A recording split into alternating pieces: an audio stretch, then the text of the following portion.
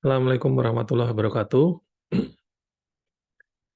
Eh, Semoga masih tetap semangat ya, ikut kuliah di hari libur, hari Sabtu ini ya. Ini ada yang gambarnya kucing ini lucu nih. Kemarin saya share screen capture saya terus pada ketawa dosen-dosen. Itu ada kucing yang lagi tidur gitu ya. Oke, kita mulai. Materi hari ini adalah tentang UML diagram ya. Ini tak matiin dulu kameranya biar nggak nutupi. Nah, ya, jadi kalau kita belajar analis dan desain berorientasi objek, maka salah satu tool-nya adalah UML. UML ini singkatan dari Unified Modeling Language ya. Ini bahasa language ini bahasa, modeling itu pemodelan, unified ini kesatuan ya. Artinya semua sudah dijadikan satu, ya jadi standar gitu ya. UML. Yang hari ini kita belajar dulu masalah use case diagram ya, karena di UML itu ada 12 atau 13 ya, 13 diagram. Ya, nanti Anda sisanya juga harus belajar sendiri ya. Apa sih yang selain dari yang saya terangkan gitu ya. Jadi nanti saya hanya akan menerangkan yang sering dipakai ya, karena kadang-kala ada diagram yang jarang dipakai untuk mahasiswa teknologi informasi. Tapi untuk teknik elektro mungkin pakai ya. Contohnya adalah timeline diagram gitu. Nah, apa itu UML? Nah, ini merupakan bahasa standar ya. Eh, yang spesifik ya, visual. Ada visualnya, berarti ada gambarnya ya. Bahasa itu nggak mesti apa yang kita omongkan terus itu bahasa bahasa Indonesia, bahasa Inggris dan sebagainya. Berupa visual pun itu juga merupakan bahasa. Yang pada intinya adalah makna bahasa itu bagaimana kita menyampaikan pesan dengan cara visual maupun teks maupun suara gitu ya. Nah, kalau dalam hal ini adalah berupa apa? Berupa notasi ya.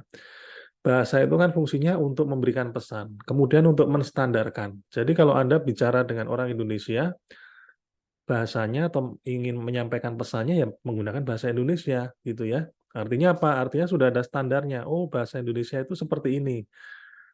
Kalau Anda mungkin di Padang misalnya pakai bahasa Padang ya standarnya seperti itulah bahasa Padang gitu ya. Begitu juga kalau Anda ke luar negeri ke Inggris misalnya atau yang menggunakan bahasa Inggris, kalau Anda menggunakan bahasa Indonesia mereka nggak paham ya. Tapi begitu Anda menggunakan bahasa yang mereka sudah pahami, yang mereka sudah standarkan, yaitu di lingkungan mereka, dalam hal ini adalah bahasa Inggris, ya mereka pasti paham.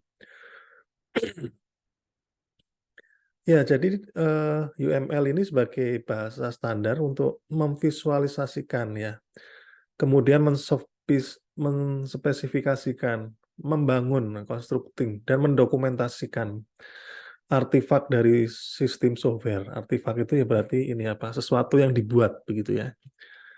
Bisa berupa bisnis modeling ataupun untuk yang non software. Nah, tadi di awal saya bilang bahwa UML itu uh, ada uh, bahasa yang artinya bukan bahasa yang kita pakai ya, tapi bahasa simbol ya. Ada diagram yang kita jarang pakai gitu, tapi bisa jadi dia dipakai untuk jurusan yang lain ya. Seperti timeline diagram gitu. Kemudian state diagram dan sebagainya itu dipakai untuk jurusan yang lain. Nah, oleh karena itu di mata kuliah ini mungkin saya tidak semuanya saya bahas ya, tapi yang paling banyak digunakan saja. Nah, salah satunya adalah use case. Kemudian UML ini merepresentasikan kumpulan dari best engineering practice atau best practice atau tips-tips terbaik ya yang sudah terbukti digunakan secara sukses di dunia real ya. Jadi kalau sejarahnya itu dulu ada yang disebut apa ini? Anda baca sejarah UML itu ada 3 orang ilmuwan komputer ya yang biasa disebut triamigo gitu. Ada yang eh, bikin pakai use case, ada yang bikin kelas diagram dan sebagainya. Akhirnya mereka berkumpul, ngobrol, jadi satu aja deh gitu ya. Jadiin UML misalnya gitu ya. Itu UML versi 1 gitu. Nah, silakan ini Anda baca sendiri ya. Kenapa sih kok ada UML gitu ya? Sejarahnya gimana? Nah, Anda harus mulai belajar dari sejarahnya. Kemudian UML sangat penting untuk membangun suatu software yang berbasis object oriented software ya. Kemudian kebanyakan merupakan notasi grafik. Nah, grafik dengan atau visual ya, sesuatu yang dilihat ya, grafik untuk mengekspresikan desain gitu. Kemudian kegunaannya UML ini untuk mengkomunikasikan ya, berkomunikasi ya, dengan sesama software engineer gitu ya. Kemudian terkait dengan desain dan memvalidasi arsitektur desain dari software gitu. Nah, di sisi sini ada ada diagram-diagram yang ada di dalam UML. Ada activity diagram, state machine, ya, use case, interaction, struktural, class, komponen, deploy, object, dan sebagainya. Kemudian ada sequence, ada timing diagram, ada communication diagram. Ya ini penting ya untuk diketahui. Ya meskipun Anda mungkin tidak akan menggunakan semuanya gitu ya. Tapi yang pasti ketika Anda membuat suatu software ya, maka ini sangat membantu. Nah, sebelum masuk ke pembicaraan use case diagram, maka kita bahas dulu mengenai model ya. Apa itu modeling? Model itu merupakan abstraksi dari kehidupan nyata ya, abstraction of reality. Ya, abstraction itu apa ya? Bayang-bayang gitu ya, abstraksi. Atau ini apa ini? Prototype lah katakanlah gitu ya. Anda ingin bangun rumah ini misalnya, Anda di kepala Anda sudah membayangkan, oh rumah saya bentuknya seperti ini, ada ininya kamarnya sekian dan sekian. Kemudian Anda buat yang rumah dalam ukuran kecilnya, ya mungkin skala 1 banding sekian gitu ya. Nah, sehingga membentuk suatu rumah Anda nantinya ya, yang realnya. Nah, itu merupakan model ya, model. Atau kalau pengembangan alat-alat biasanya bisa juga disebut prototype. Ya meskipun prototype itu sebetulnya juga sudah eh, kondisi yang real ya, yang real. Hanya mungkin belum eh, sempurna gitu ya. Nah, kemudian model abstraksi ini simple ya. Kenapa? Karena dia mengabaikan detail, ya, detail yang nggak relevan. Nah, ketika Anda membuat suatu model rumah yang kecil, ya, rumah kecil itu apakah engselnya Anda pikirkan ini mereknya apa gitu ya. Terus handle pintunya yang mau tarik apa yang diputer atau yang bagaimana, kan Anda nggak berpikir ke arah sana. Yang penting model rumahnya bentuknya seperti ini. Ada rumah, ada garasi, ada carport, kemudian ada saluran airnya lewat seperti itu, bentuknya seperti ini, warna dan sebagainya seperti itu. Nah, itu model ya. Belum masuk ke dalam level detail. They only represent the relevant detail, hanya merepresentasikan detail-detail yang relevan. Model rumah tadi, Anda butuhnya apa sih kalau dalam model rumah? Bentuk kan? Bentuknya, kemudian banyaknya ruang. Ya sudah, itu aja. Gitu ya. Nggak perlu ditambahin, oh ini pintunya merek apa ini? Dari kayu apa dari ini plastik misalnya. Kemudian atapnya dari asbes apa dari eh, pres misalnya, genteng pres dan sebagainya. Nah, itu termasuk hal-hal yang detail. Nah, kan oleh karena itu model itu mengabaikan hal yang detail. Jadi dia hanya menampilkan sesuatu yang relevan saja. Nah, pokoknya yang terkait dengan rumah gitu ya, rumah yang akan kita bangun misal gitu ya. Ya, relevan dan enggaknya ini kan tergantung dari tujuan. Nah, balik lagi ke tergantung tujuan. Kalau Anda tujuannya hanya sekedar untuk menampilkan bentuk rumah dan sebagainya, ya sudah, itu saja. Tapi ada juga model yang lain misalnya, model saluran airnya gimana? Wah, Anda bikin baru lagi nih, model saluran airnya. Oh, nanti pembuangannya di sebelah sisi sini, kemudian, listriknya di sebelah sisi sini, ada aliran udara yang ke sini dan sebagainya. Nah, biasanya kalau di model-model rumah itu kan ada yang atapnya dibuka, ada yang benar-benar model doang kan ya, kalau Anda lihat di misalnya di pameran-pameran rumah begitu ya, seperti itu. Nah, ini tergantung dari tujuannya, tujuan dari model. Nah, ini ilustrasi dari model ya. Nah, ini termasuk model ya, gambar ini, eee, penampakan model 2 dimensi, tapi ini sudah didesain dengan bahasa mereka. Maksudnya gimana nih bahasa mereka? Ya bahasa arsitektur. Maksudnya adalah bahasa mereka itu kalau ini ya, ini pintu ya. Ya Anda jangan kalau Anda mau gambar pintu di desain seperti ini ya jangan pakai misalnya bulat misalnya ya. Nah, teman Anda yang sama-sama arsitek bingung, "Ini apaan nih? Kok ada bulat di sini? Oh itu pintu." Wah bingung lagi. Oh nggak bisa. Logonya pintu itu kalau di, arsitek seperti ini. Nah gitu ya. Nah, kemudian begitu juga nih, ini tembok. Nah, tembok ini biasanya garis yang tebal gitu ya, hitam, gitu. Kemudian kalau di sini ada jendelanya, maka di sini ada garis-garisnya di antara tembok yang, garis hitam yang tebal tadi. Nah, itu jendela. Ini kalau dilihat dari, sudut pandang gambar arsitek gitu ya, seperti itu. Nah, ini misalnya meja makan. Nah, terus Anda bikin yang, segitiga nih, teman Anda tanya, "Ini apaan nih?" Segitiga. "Oh ini meja makan." "Oh nggak bisa dong, meja makan ya harusnya kotak gini. Saya bingung kalau kamu gambarnya segitiga," gitu ya. Seperti itu. Ya ini, itu namanya bahasa ya, bahasa model ya. Bahasa yang fungsinya untuk mengkomunikasikan, nah ini ya, mengkomunikasikan, project tim-nya. Masalah nanti kalau rumah sudah jadi terus terus di sini mejanya dikasih meja yang bentuknya segi 5 ya silakan aja, terserah, gitu. Nah, ini kemudian maket. Nah, dari gambar ini dibuatlah maket. Ini juga termasuk bagian dari model ya, model. Misalnya ini model penampakan untuk penataan banyaknya ruang ya. Belum lagi model yang ada, eee, pencahayaannya misalnya, nanti di sini mungkin ada dikasih lampu dan sebagainya. Nah, ini juga model-model pemetaan ya, lokasi dan sebagainya. Nah, kenapa kok software itu memerlukan suatu model? Nah, sekarang Anda sudah tahu ya, apa itu model.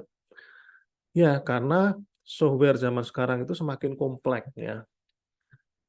Kalau dulu mungkin, ya sederhana, ya sekarang sudah sangat kompleks fitur-fiturnya ya, termasuk bahasa pemrogramannya. Bahkan kalau Anda membuat, website mungkin ya, yang page-nya banyak, yang fiturnya banyak, maka otomatis coding-coding-nya juga banyak, modul-modulnya juga banyak.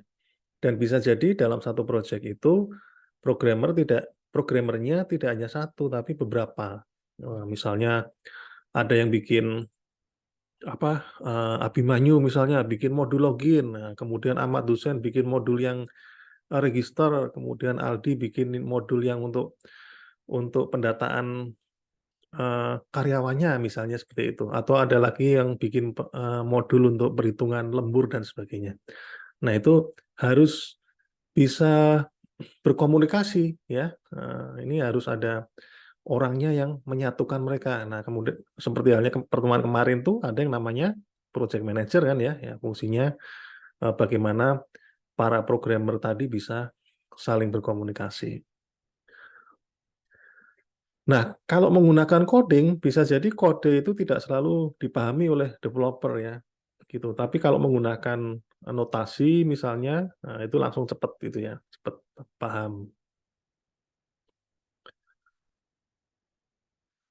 Nah, contoh yang lain adalah sistem model and view. Nah, model itu abstraksi yang menggambarkan suatu realita tadi ya, subset dari sistem. A view, tampilannya, tampilan dari model, notasi, set graphical textual untuk menggambarkan itu tadi.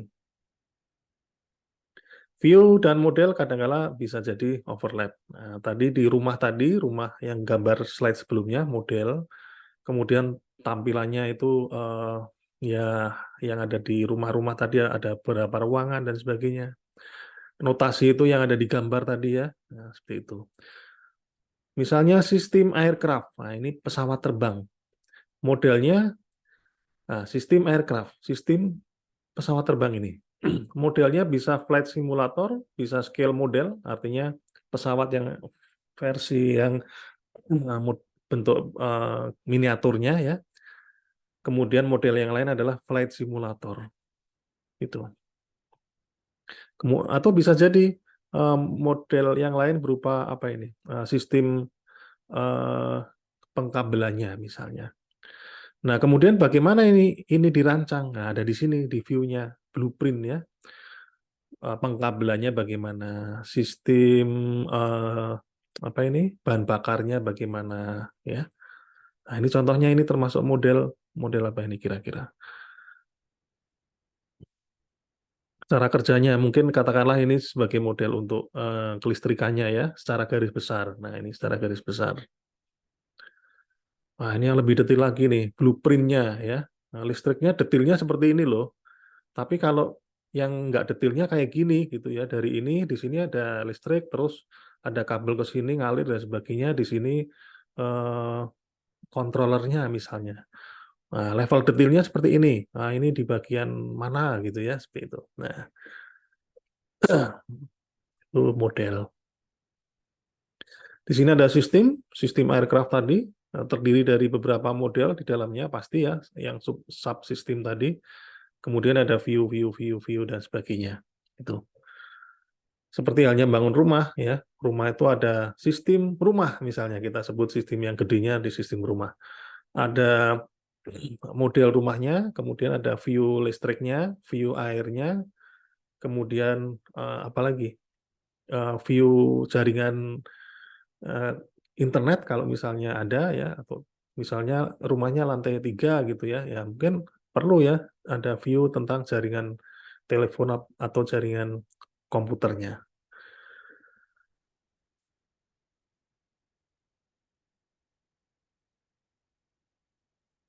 Ya, oke, kita lanjut. Nah, sekarang kita membahas mengenai use case diagram.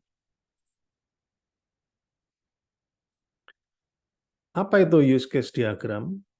Use case diagram ini menggambarkan fungsionalitas yang diharapkan dari sebuah sistem. Fungsi ya, ingat fungsi, bukan urutan kerja. Yang ditekankan adalah apa yang diperbuat sistem, bukan bagaimana. Jadi apa, bukan bagaimana. Maksudnya gimana? Gampangnya begini, eh, ada Gmail, ada user, Anda usernya. Anda bisa apa dengan Google Mail tadi? Menulis email. Nah, itu adalah apa yang bisa diperbuat oleh sistem. Bukan bagaimana. Bagaimana itu nanti ya. Bagaimana cara Anda menulis sistem? Oh, berarti saya buka Gmail. Caranya dengan login, kemudian buka buka tampilan emailnya, terus buka ini apa tulis email misalnya gitu. Nah, itu bagaimana? Sementara use case hanya bicara mengenai yang ditekankan ya, yang ditekankan adalah apa ya. Apa yang bisa dilakukan oleh Gmail tadi. Nah, ini kalau misalnya kasusnya Gmail. Menggambarkan kebutuhan sistem dari sudut pandang user. Nah, dari sudut pandang user, pengguna ya. Fokus pada proses komputerisasi, automated proses. Ada hubungan antara use case dan aktor. Kemudian use case menggambarkan proses sistem. Secara umum, use case pola perilaku dan urutan transaksi yang berhubungan. Nah, notasinya bagaimana? Nah, ini bahasanya ini. Oh, use case itu bentuknya seperti ini. Aktornya seperti ini. Terus ada koneksi ya. ada relasi, ya, bahasa umumnya adalah relasi. Relationship bentuknya seperti ini. Ada yang panah terbuka, ini panah terbuka, ya. Ada yang panah tertutup, ini harusnya saya gambar ya. Panah tertutup itu artinya segitiganya ini nutup, hitam di sini, tutup. Terus ada juga sistem boundary. Nah, ini opsional ya, kalau sistem boundary. Yang pada intinya use case diagram itu ada use case, aktor, dan relasi. Nah, kemudian use case dibuat berdasar keperluan apa, bukan bagaimana menetapkan kebutuhan fungsional. Tidak untuk menentukan kebutuhan non-fungsional, misalnya sasaran kinerja, bahasa pemrogramannya pakai apa, dan sebagainya. Ini nggak ngomongin masalah itu, use case. Tapi hanya apa yang akan dicapai, gitu ya. Ini contohnya, mencetak dokumen. Nah, dinotasikan dengan gambar horizontal elips, horizontal elips. Biasanya menggunakan kata kerja. Ini banyak banget yang mahasiswa yang masih salah ya. Padahal mau skripsi, use case saja masih salah gitu ya. Itu. Padahal itu hal yang sangat dasar ya untuk jurusan IT. Nama use case boleh terdiri dari beberapa kata dan tidak boleh ada dua use case yang memiliki nama yang sama. Nama yang sama di dalam boundary tadi ya. Tidak terpengaruh urutan waktu, kemudian bisa memiliki dokumentasi. Nah, ini contohnya, mencetak dokumen. Nah, misalnya di sini ada aktor nih, mencetak dokumen, input data karyawan, login. Nah, itu termasuk kata kerja ya, menggunakan kata kerja.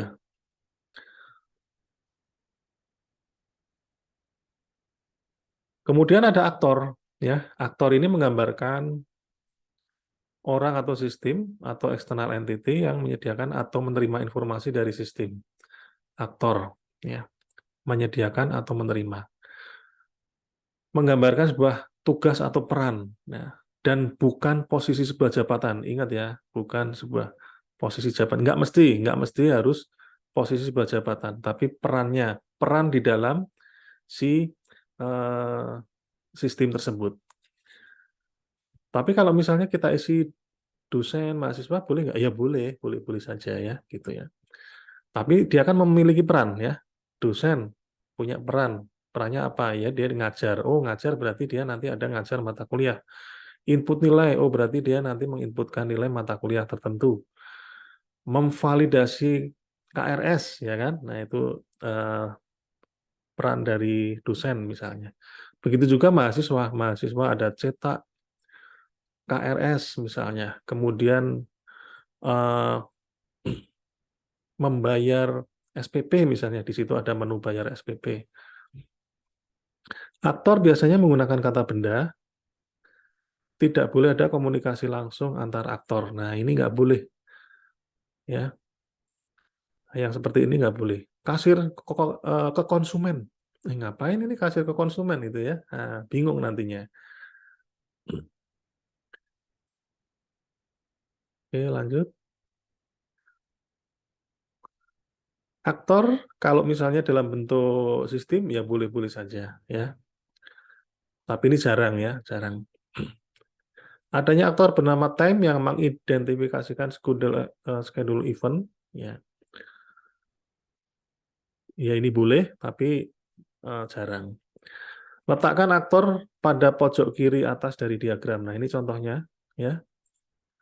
Nah, di sini artinya di sisi kiri ya, aktor itu ditulisnya, digambarkannya. Baru sisi sebelah kanan use case-nya. Kemudian ada relasinya. Nah, relasi ini atau biasa disebut asosiasi, ini bukan menggambarkan aliran data ya, tapi lebih menggambarkan yang hubungan antara apa tadi ya, antara aktor dengan use case. Karena kalau tidak diberi asosiasi begini, bingung ya, ini aktornya kemana ini arahnya, atau eh, fungsinya bagaimana ini use case gitu. Ada 4 jenis relasi yang bisa timbul pada use case diagram. Asosiasi antara aktor dan use case. Asosiasi antara use case, kemudian generalisasi atau inheritance antara use case, generalisasi inheritance antara aktor. Nah, ini masih di relasi. Ujung panah pada asosiasi mengindikasikan siapa atau apa yang meminta. Ini ya, ke arah sana. Garis tanpa panah untuk asosiasi antara aktor dan use case. Nah, seperti ini. Ya, normalnya seperti ini biasanya. Asosiasi antara aktor dan use case yang menggunakan panah terbuka, ini maksudnya panah terbuka ya, berinteraksi secara pasif dengan sistem Anda. Kemudian ada juga ini, namanya ada include dan exclude, extend, bukan exclude, include dan extend. Ini juga boleh Anda menggunakan include, yang penting tahu penempatannya ya, seperti itu. Termasuk dalam use case lain diharuskan. Ini artinya adalah sifatnya wajib ya. Sifatnya wajib ini kalau menggunakan include ini berarti ada suatu keharusan. Contoh ini, mendaftar mata kuliah, kemudian mengisi kurikulum ya. Oh, kalau mau mendaftar mata kuliah ini harus login ya. Nah, seperti ini. Include artinya ini harus log on gitu ya untuk dicek validasinya. Keharusan. Jadi use case ini meminta suatu login. Ya. Kemudian kalau mau mengisi kurikulum juga meminta login. Nah, ini sifatnya required atau diharuskan.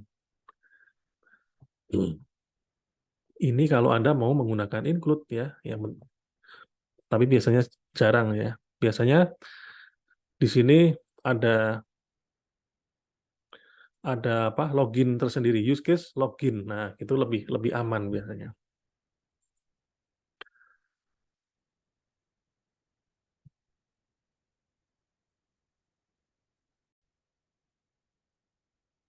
Nah, begitulah tentang include ya. Contohnya ini. Nah, ada anggota, ada pustakawan ya. Nah, ini konteksnya di perpustakaan ya. Perpustakaan itu apakah boleh kalau ini disebut mahasiswa? Ya, kalau diberi mahasiswa, Anda harus memastikan bahwa dalam konteks sistem perpustakaan ini mahasiswa ini sebagai anggota gitu ya. Makanya di sini di perpustakaan hanya disebut anggota gitu ya. Jadi siapapun karena dosen juga anggota gitu. Kalau makanya di awal tadi di slide sebelumnya dikatakan bahwa ini bukan kepada jabatan ya, tapi kepada peran dalam sistem tersebut gitu. Nah, makanya di sini ditulis anggota. Yang di sini pustakawan. Ini ceritanya anggota bisa pinjam buku. Nah, bukan mau pinjam buku ya. Kalau mau pinjam buku berarti nanti di diagram yang lain. Jadi ini lebih kepada apa ya, bukan bagaimana. Anggota pinjam buku. Tapi dia harus diperiksa dulu status pinjamannya. Nah, oleh siapa? Pustakawan gitu ya. Gitu.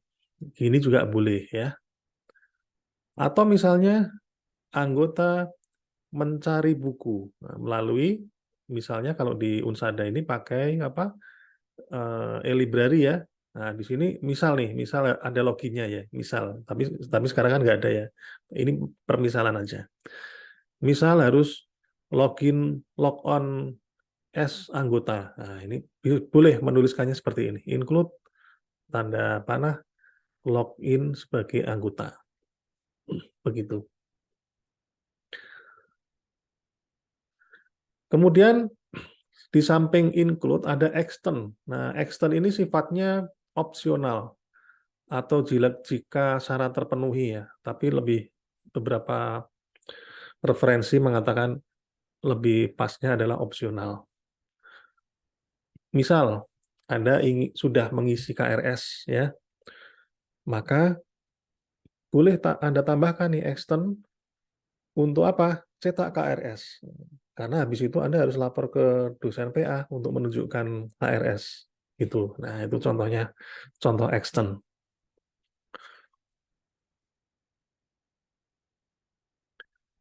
Nah, ini nasabah buka rekening, nah, kemudian buka deposito. Tanda panahnya ke arah sini ya. Buka rekening, dia sudah buka rekening. Jadi dia juga bisa buka deposito, tapi nggak mesti harus buka deposito ya. Anda ke bank BNI, belum punya rekening, ingin bikin buku, buku tabungan ya. Anda sudah bikin nih, nah, stop. Di situ nggak masalah gitu ya, nggak ada hubungannya dengan yang deposito. Tapi deposito ini akan bisa Anda buka kalau Anda sudah punya buka rekening ya. Artinya ini opsional ya. Tuh. Nah, contohnya begini, anggota mengembalikan buku ya. Nah, ini pustakawan udah ngecek, ini konteksnya ngecek ya. Hitung denda. Nah, kalau ada denda ya berarti hitung denda. Tapi kalau nggak ada, mengembalikannya tepat waktu ya nggak. Gitu ya. Artinya apa? Artinya kalau Anda bayangkan di sistem perpustakaannya ini, ada proses yang namanya menghitung denda. Gitu. Misalnya hanya peminjaman hanya 5 hari, tapi Anda mengembalikannya hari yang ke-7 misalnya. Nah, otomatis oleh sistem dia akan diproses, ada proses ininya ya, hitung denda. Gitu. Kemudian ada juga generalisasi atau inheritance. Generalisasi atau inheritance ini pewarisan ya atau turunan. Digambarkan dengan garis panah tertutup pada salah satu ujungnya menunjukkan lebih umum. Panah tertutup tuh ini maksudnya ya. Full ya, tertutup segitiganya nutup gitu. Digambarkan secara vertikal dengan inheritance use case di bawahnya. Ada nggak gambarnya sini? Oh, nanti ya. Nah, contohnya ini ya. Ada manajer project, publikasikan status misalnya, atau melaporkan status. Maka di sini menghasilkan laporan, terus apalagi di bawah ini. Tutup kamera. Web server, menghasilkan laman web. Generalisasi inheritan antara aktor secara vertikal dengan inheriting aktor di bawah base parent. Nah, contohnya ini student ya. Student ini terbagi beberapa ya, student. Ada yang international student, ada yang student biasa gitu ya.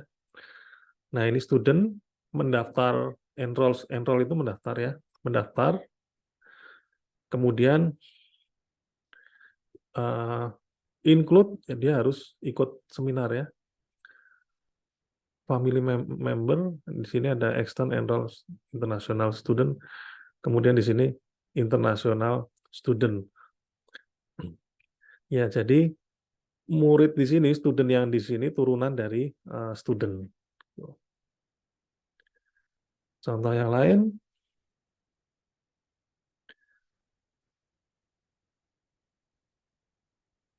update informasi pasien, extend. Ini apa ini? Make appointment ini membuat janji ya, membuat janji pertemuan. Oke, dibuat kalau udah diupdate. Ya. Kemudian ini rada susah ini ya, rada aneh gitu. Nah, ini saya fokus di sini lah. Pasien. Nah, pasien ini ada new pasien, ada old pasien gitu ya. Kalau new pasien, nah, maka dia apa ini appointment-nya bikin appointment baru, apa namanya?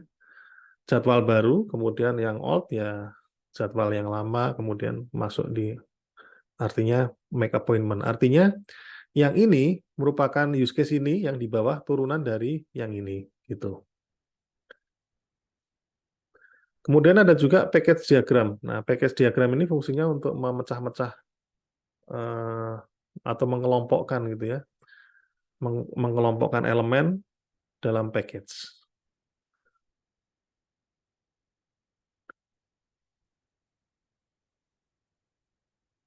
Oh, waktunya kurang dari 1 menit. Jadi kalau ini nanti mati, pindah ke link yang tadi ya. Package digunakan untuk mengorganisasikan sebuah program yang besar menjadi beberapa diagram kecil ya. Sebuah diagram yang baik bila mempunyai bubble 7 sampai plus min-nya 2 di dalam diagram. Ketika diagram tidak bisa dicetak dalam single page ya, maka pakai package ini ya. Kemudian direorganisasi diagram menjadi lebih kecil. Ada contohnya nggak ya? Ah, ini contohnya. Nah, ini contoh contoh dokumentasi pada use case ini di slide awal tadi harusnya. Dokumentasi itu maksudnya ini ya. Nah, ini serahkan SKK, nah, surat keterangan kerja. SKK itu apa sih? Oh, ini surat keterangan kerja. Begitu. Ya, ini yang dimaksud dengan dokumentasi tadi ya di slide 3 entah 4 tadi atau 6 tadi. Saya lupa jelaskan. Nah, package diagram. Nah, ini misalnya artinya dipecah-pecah ini ya. Karena berbagai alasan tadi, bisa satu kertas nggak cukup, bisa ngeprint baru lagi di bawah harus harus ini apa bertambah, harus nyambung gitu ya. Nah, seperti ini package diagram. Tapi ini package diagram untuk use case ya, karena ada juga yang package diagram untuk kelas diagram. Di sini misalnya master, transaksi, laporan. Nah, laporan itu apa sih? Oh, dipecah nih, di breakdown di sini. Kasir, manajer, ada cetak, cetak laporan, dan seterusnya. Terus yang ini transaksi, entry atau memasukkan data resep misalnya. Entry, DT nota, dan seterusnya, dan seterusnya. Nah, itu juga ini master, master data pelanggan, dan sebagainya. Jadi, package diagram ini untuk ini ya, untuk mengefisienkan visualisasi sebetulnya ya, biar lebih terfokus nantinya. Secara umum berisi misalnya di dalam sistem ini kayaknya apotek apotek gitu ya. Nah, sistem apotek oh ada master transaksi laporan. Nah, laporannya apa saja? Nah, begini begini begini, transaksinya begini begini begini, nah, dan seterusnya. Nah, kemudian ada juga use case system boundary box. Tadi di slide 7 atau berapa tadi ada komponen use case diagram, sistem boundary. Nah, ini sebetulnya ini opsional ya. Nah, enggak juga enggak apa-apa, tapi diberi ya lebih bagus ya.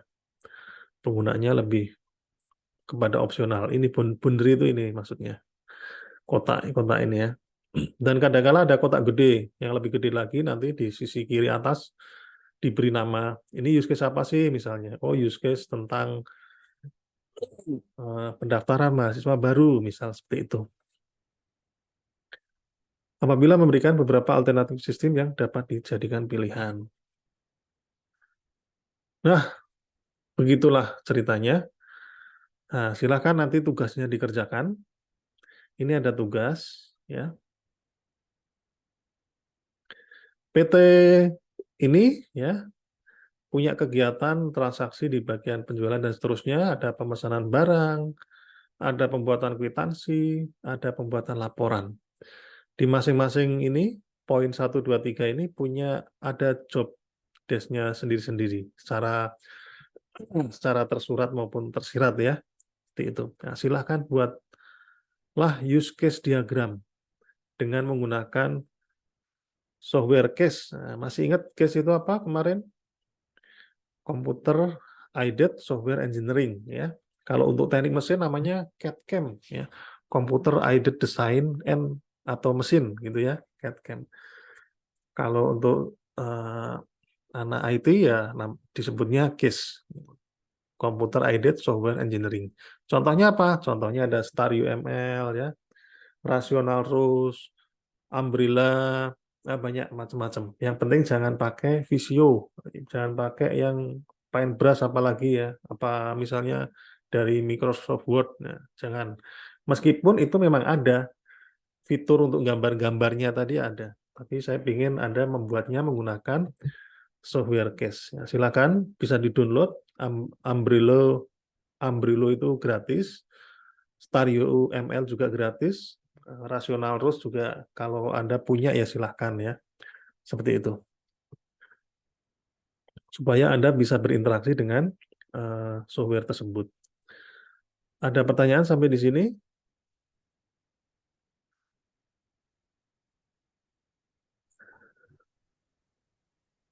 Baik, kalau tidak ada pertanyaan, saya kira dari saya cukup ya.